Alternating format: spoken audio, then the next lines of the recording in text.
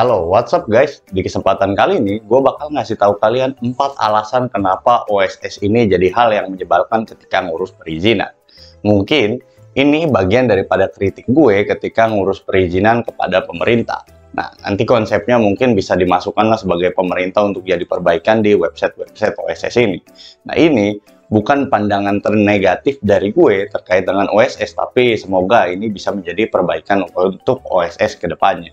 Karena bukan cuma gue yang merasakan ada sesuatu hal yang menyebalkan atau sesuatu hal masalah di OSS ini, tapi banyak orang. Karena di akun ini, itu banyak atau di website ini banyak orang-orang yang merasa kesulitan terkait dengan OSS. Nah, di kesempatan kali ini gue bakal membeberkan 4 alasan kenapa OSS itu agak sedikit nyebelin ketika kita ngurus perizinan. Oke, nggak berlama-lama lagi, kita mulai ke alasan yang pertama.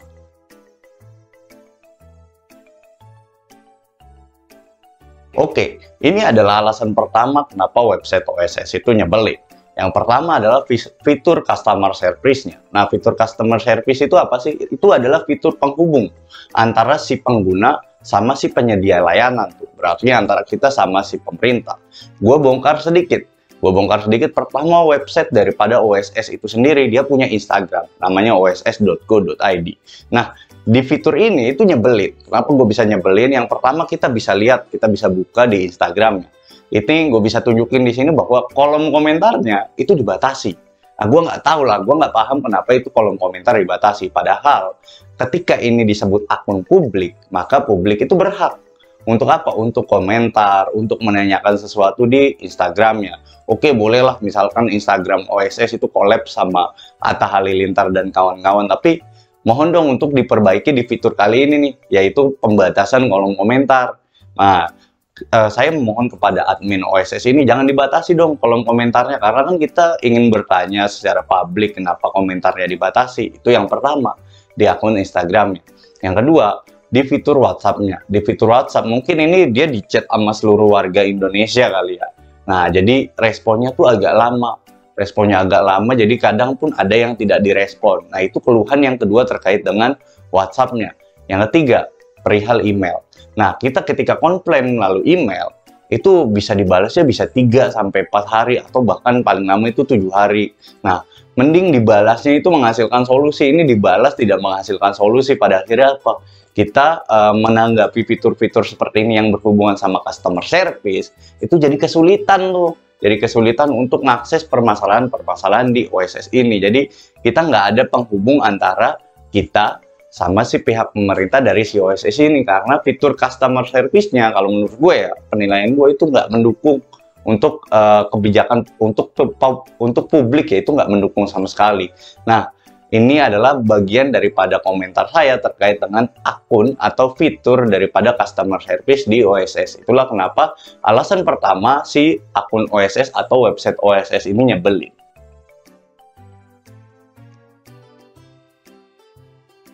So, ini adalah alasan kedua kenapa OSS itu nyebelin.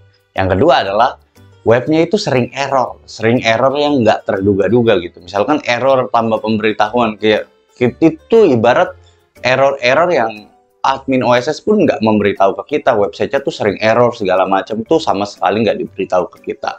Dari mulai gua kasih tahu ya, dari mulai cek RDTR-nya itu yang lama, bahkan gua pernah ngerjain 10 KBLI itu cuman membutuhkan waktu biasanya itu sampai 10 menit, ini bisa sampai 1 jam karena cek RDTR-nya bisa sampai 5 menit tuh per 1 KBLI. Itu gue jadi ini webnya error atau kayak gimana ya, dibilang error enggak juga karena bisa dilanjut, tapi nggak dibilang error tapi lama banget tuh. Yang kedua itu mungkin webnya yang sering error. Yang kedua adalah dari web yang sering error ini itu banyak web-web yang dia ketika kita masuk nih, kita nggak bisa masuk justru tuh.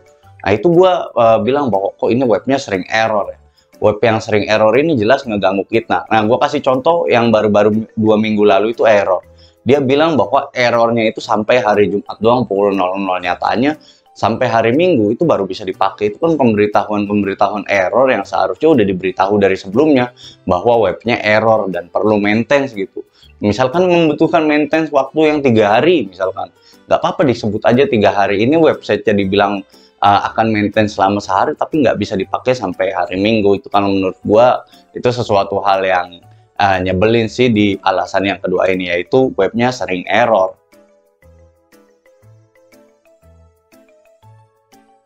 Nah, ini adalah alasan ketiga kenapa OSS itu nyebelin. Gue sering kali nemuin akun-akun aneh. Akun-akun aneh, kenapa gue bilang itu akun-akun aneh? Yang pertama adalah posisinya akun-akun ini nggak bisa validasi resiko. Gue udah ganti A, B, dan C segala macam, tetap nggak bisa divalidasi resikonya.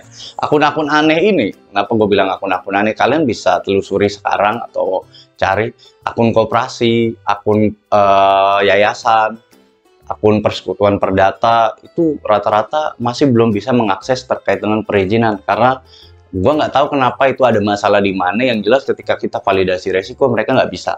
Itu yang pertama. Yang kedua, akun koperasi lebih parah lagi. Akun koperasi itu ketika lu nyari data nicknya, padahal gue udah coba sinkronkan dengan NOR Induk Koperasi, itu nggak bisa. Nah, akun persekutuan perdata pun sama, prosesnya dia masih error juga crash di dalamnya. Terus akhirnya gue beranggapan bahwa hanya 3 akun yang hari ini bisa digunakan. Yang pertama itu perorangan, yang kedua PT, yang ketiga CV. Sisanya yayasan, persekutuan perdata, firma, lalu sama koperasi itu masih belum bisa sampai hari ini. Gue juga nggak tahu itu kenapa. Nah, itu adalah alasan ketiga terkait dengan kenapa OSS itu nyebelin.